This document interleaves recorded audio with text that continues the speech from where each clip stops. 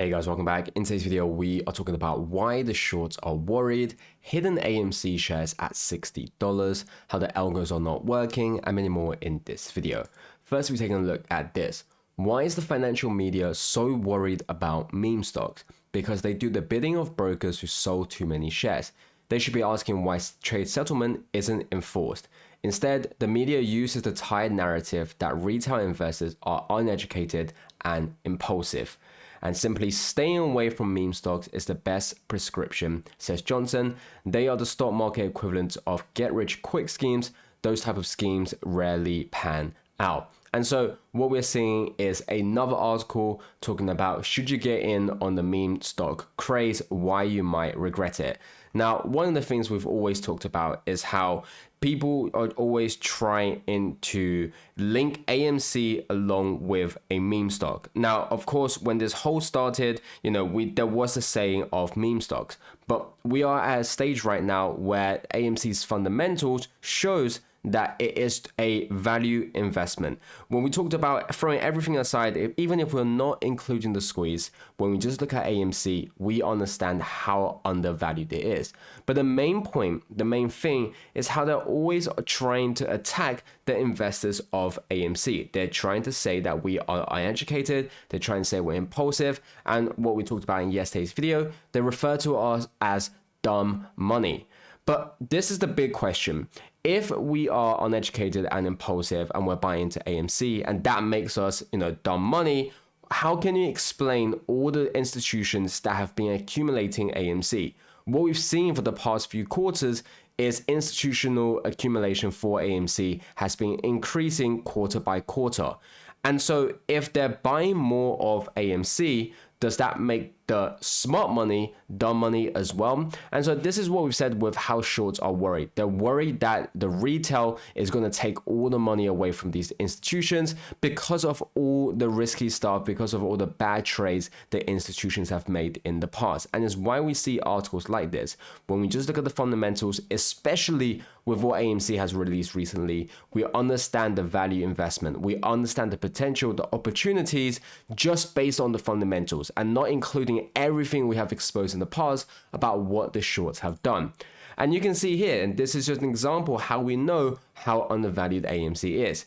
You can see right on that mark is where Abe converted back into AMC stock. All orders that might have helped retain share price at the $50 to $60 range became FTDs and never hit the lit exchange, all while simultaneously shorting the stock so it couldn't raise money at those levels. Best opportunity to get filthy rich and sustain wealth in the 21st century, and it's not even close. So we're taking a look at obviously AMC and when it got converted from Ape back into AMC, but it's talking about how they stole the value of AMC from us. Now, we've already talked about how AMC is not at its true price discovery because of various different things, but this is just another example of where we should have been. And when we take a look at Ape shares, if you guys have been around for a long time, you would have known that when Ape first got listed, it was instantly put on the threshold list, and when they had to settle the shares, before they even could do anything, it suddenly disappeared off the list, despite the fact it was on the threshold list for more than 13 days, at that point in which they would have to be forced to settle, yet it continuously went on and on. And so this is how we know with how they were hiding away shares. But the very fact is that those shares, the reason why they were hiding it was because how it was allowing AMC to stay at the $50 to $60 range. Now, there is multiple factors that goes into this. Firstly, we talked about if AMC were to even see a shred of true price discovery, that will already cause trouble for the shorts. One of the biggest reasons for this is because of how much incentive it will give to allow more investors to obviously buy into AMC, because they realize finally it's a stock that is showing its true value, because it's a stock that should be already right now at $300, $400, $500 when you consider consider everything else.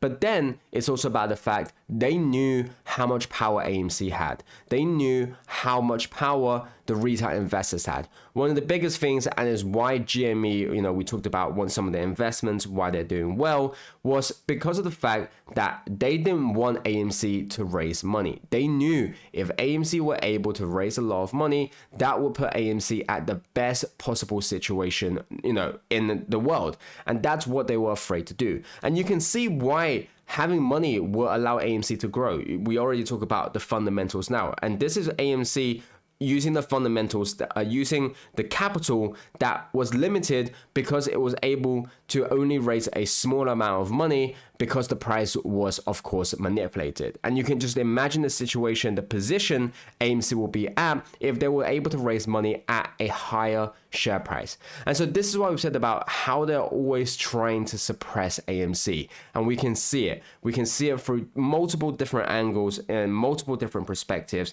in the strategies in which they're using. But this just shows that there are shares that are hidden at the $50 to $60 range that should be showing right now. That should be showing AMC should be at $50 or $60, and we talked about this is why we are seeing these OTC trades. And we talked about this yesterday, so I'm briefly going past this, but this is just in relation to what we just talked about in terms of how we're seeing trade orders for AMC at $10, $15, $75, $456.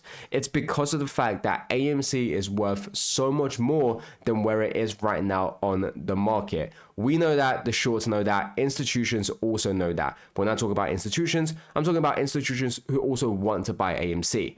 Now, one of the problems in which these institutions are obviously struggling with is the fact that because they are always, trying to buy shares of AMC, but the apes have already bought it and not selling, some of the only ways they can do is through these OTC trades with these institutions. And that's why, we get this slip up sometimes of looking at AMC's real value, of looking at these sell orders that are at these ranges.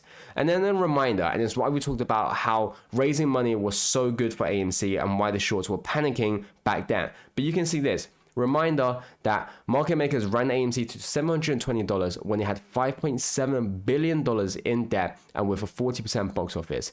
They wanted to sell you at all-time highs to then short you to all-time lows. It didn't work because we're forced their algos and we know the games now and schemes. This is our window of opportunities. So you have to realize if AMC was to be able to worth $720 at one of its worst fundamental stages of all time, we talked about the 5.7 billion debt. We talked about how the box office was practically not alive versus right now, how AMC is paying off its debt, restructuring its debt, decreasing the interest payment on debt. We're seeing the box office going up higher and higher. It's growing year by year. It's even growing quarter by quarter. You made the comparison of if AMC were to be able to worth $722 at a worst stage, then just think about how much AMC should be worth right now. And this is then when you include in all the synthetics that have been created throughout these years, all the FTDs, all the tokens, right? When you include all of these things in, you realize that, wow, AMC should be even higher. And that's why I say AMC at $300, $400, $500 is not a surprise. It is the real price discovery because if it was able to go to 720, you can only imagine where it should be at right now, not even including the squeeze price. And you can see the bet against AMC has always been bankruptcy. They said we needed these stocks to go to zero. Neither is going to go to zero. No bankruptcy. So now what? And so this is why we said the fundamentals is obviously very, very important. And is why I said if AMC were to able to raise more money, it will be an even better fundamental. But nevertheless, we are still at a very, very good situation.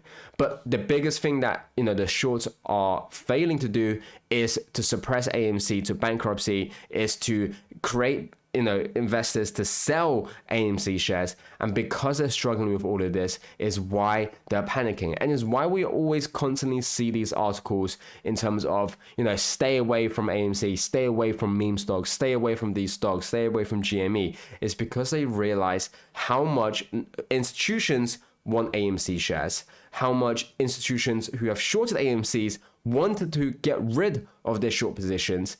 And so that's why they always do this, and that they ultimately want retail to sell the AMC shares. And it's why you always see, again, AMC off exchange at a very, very high percentage. We talked about this. We understand why this is happening. And so when we go back to what we have always said in terms of, are we seeing real price discovery for AMC? No. Should we be at a way higher price? Yes. You know, if you ask me, why do I believe AMC should be 500? Well, we just talked about this. Firstly, AMC was able to run to $720. Secondly, we're not seeing AMC have any days where it can allow true sentiment to affect the price when you have off exchange percentages of 63%. And this is on, in fact, to me, on a very low day. Normally, you'll be seeing it 70, you know, and we've seen it at 85 and higher.